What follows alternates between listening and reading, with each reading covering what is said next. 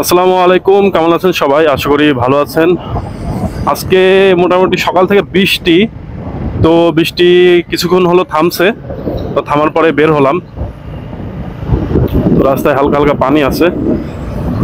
তো যে বিষয় সেটা হচ্ছে যে আমরা সাধারণ মানুষ যেটা চাই সেটা হচ্ছে যে আমাদের মত প্রকাশের স্বাধীনতা থাকতে হবে, সমস্ত জিনিসের ন্যায্য অধিকার থাকতে হবে এবং সব মানুষের মতামত আদান প্রদানের স্বাধীনতা থাকতে হবে, যেটা এতদিন ছিল না। এই কথা বলার কারণ সেটা হচ্ছে যে আমরা কয়েকদিন শুনছি যে হচ্ছে সমন্বয়কদের ভিতরে অনেকে নাকি শিবিরের সাবেক বর্তমান লিডার আছে। তো এখানে বিষয়টা হচ্ছে যে তাহলে কি শেখ হাসিনা যা বলেছে সত্যি বলে গিয়েছে, যে ছাত্রদের কোনো অবদান পরবর্তীতে তারা রাখেনি, শিবিররাই এই স্বাধীনতা নিয়ে আসছে? এখন কথা হলো, যেই নিয়ে আসুক বা যেই দলই করুক সেটাতে কিন্তু কোনো সমস্যা নেই।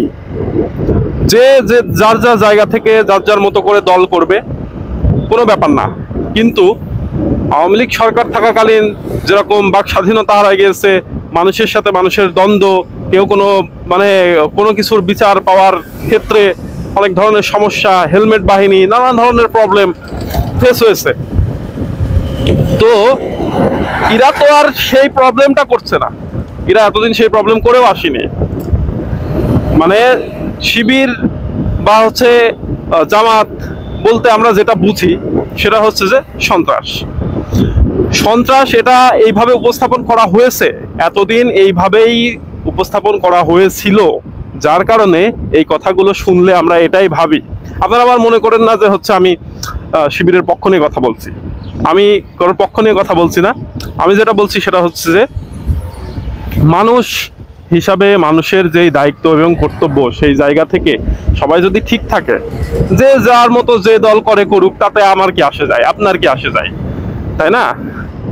এটাতে কোনো সমস্যা নেই এবং সমস্যা হওয়ার কথাও না। কারণ শিবির করুক আর যাই করুক, সে তার জায়গা থেকে সমস্ত কিছু যদি সুষ্ঠুভাবে তারা চালাতে পারে এবং চালায়, তাহলে কোনো অসুবিধা নাই।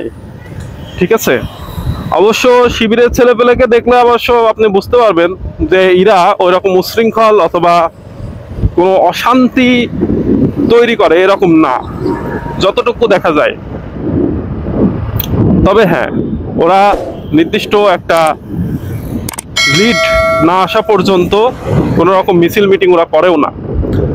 তো এই বিষয়গুলো থেকে যেটা বোঝাতে যাচ্ছি সেটা হচ্ছে যে তারা কোন দল করত, কে কোন দল করেছে, তাও এখানে মেন বিষয় হচ্ছে যে সরকার পতনের ক্ষেত্রে হাত তো অবশ্যই বিরোধী দলদেরই থাকবে। বিরোধী দল, সাধারণ মানুষ সবাই একত্র হয়েই তো এই কাজটা করছে, নাকি আওয়ামী লীগকে সরিয়েছে, ছাত্রলীগকে সরিয়েছে, এমনটা তো আর না, তাই না? তো সেই জায়গা থেকে এগুলো অবাক হওয়ার মতো কোনো বিষয় না। এখন হ্যাঁ, ওদের তো রাজনীতি নিষিদ্ধ ছিল, তো আর তখন ফেস হয়ে কিভাবে বলবে যে আমরা শিবিরের পক্ষ থেকে মিছিলে আসছি? এভাবে তো ওরা বলতেও পারবে না। বা তখন যদি বলতো, তখন বললে তো আবার এটা ধরেন অন্য রূপে চলে যেত, অন্য একটা সিস্টেমে হয়ে যেত, যে হ্যাঁ সরকার ঠিকই বলছে, তখন বলে আরো গুলি করো, আরো মানুষ মারো। তো সেই জায়গা থেকে বিষয়টা বোঝানো হচ্ছে শিবির করুক আর যে যাই করুক, শিবির করুক, বিএনপি করুক, জামাত করুক, যে দল করে করুক, কোনো সমস্যা নেই। সমস্যা হচ্ছে যে এই ধরনের বিভ্রান্তিকর কোনো কিছু যাতে না ছড়ায় যায় এবং অন্য কাউকে যাতে হচ্ছে যারা পতন হয়েছে বা যারা ফ্যাসিলিটি নিতে পারছে না, তারা এখন যাতে কোনো রকমের ভুল কোনো কিছু তুলে ধরতে না পারে, সেই জায়গাটা আসলে সবার সতর্ক থাকা লাগবে। এই যে এতদিন আপনারা যে কথাবার্তা বলা থেকে শুরু করে বিচার আচারের জায়গায় থানা, পুলিশ, কেস কাট্টা, কোর্ট কাছারি, কোনো কিছুতে কি আপনারা শান্তি পেয়েছেন? সাধারণ মানুষগুলো কি শান্তি পেয়েছে? হ্যাঁ, দালালি, তারপরে বিভিন্ন রকমের ধান্দাবাজ দিয়ে ভরা ছিল। সেই জায়গায় যদি এখন অন্য কেউ এসে যদি সেটা সুষ্ঠুভাবে চালাতে পারে, এতে কি কারোর কোনো সমস্যা আছে? কারোর তো কোনো সমস্যা নাই এতে। তাহলে কে কোন দল করছে সেটা নিয়ে আমাদের তো আসলে ওইভাবে কাউকে হস্তক্ষেপ করার দরকার নাই। এখন দল তো মানুষ করবে, একটা সংগঠনের মাধ্যমেই কিন্তু মানুষ একটা জিনিস পরিচালনা করে থাকে। তো এখন তো হুট করে সাধারণ একেবারে পুরো ফ্রেশ মানুষ যে কি হচ্ছে বক্তব্য রাখবে বা মন্তব্য করবে, বা সে করার দক্ষতায় রাখে না, ক্ষমতায় রাখে, কোনোটাই রাখে না। তো কোনো সংগঠনের মাধ্যমে যেই তো হচ্ছে এগুলো করে। তো কথা হচ্ছে যে যারা শিবির করতো তারা অনেক আগে থেকেই করতো, এবং তারা অনেক বিচক্ষণতার সাথে এই কাজগুলো করেছে। তার কারণে কিন্তু দেখেন এত বড় একটা ফ্যাসিবাদের পতন ঘটছে। এটা যে হচ্ছে শুধু আপনার আমার কথা তা কিন্তু না, এটা হাজার হাজার কোটি মানুষের কথা। তো সেই জায়গা থেকে যদি তারা সুষ্ঠুভাবে চালাতে পারে কোনো সমস্যা নাই। এখন কোন দল ক্ষমতায় আসবে বা হচ্ছে কে কার দলে ছাঁটাই গাচ্ছে এইরকম বিষয়টাও এখানে ম্যাটার করে না। এখন যদি সুষ্ঠু বিচার হয় বা সুষ্ঠুভাবে নির্বাচনের মাধ্যমে যদি কেউ নির্বাচন হয়ে ভালো মতো যদি সরকারের জায়গাটা নিতে পারে, তাহলে তো কারোর কোনো সমস্যা নেই, কারণ জনগণই তাদেরকে বসাচ্ছে। তারপর তাদের শাসন ব্যবস্থা দেখে তাদের দেশ পরিচালনার মাধ্যমে যেটা হবে সেটাই জনগণ মাথা পেতে নিবে। এবং সুষ্ঠু একটা দেশ যাতে পরবর্তীতে পরিচালিত হতে পারে সেই দিকটা আসলে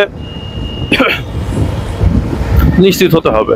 তাহলে আমাদের এই সমাজের যে বিশৃঙ্খলা সমস্যা এগুলো দূর হবে। কিন্তু এখনো কিন্তু অনেক ঝামেলা দেশের ভিতরে আছে, সেগুলো কিন্তু সরাসরি আমরা ফেস না করলেও বুঝতে পারছি যে হচ্ছে এখানে ঘাপলা আছে।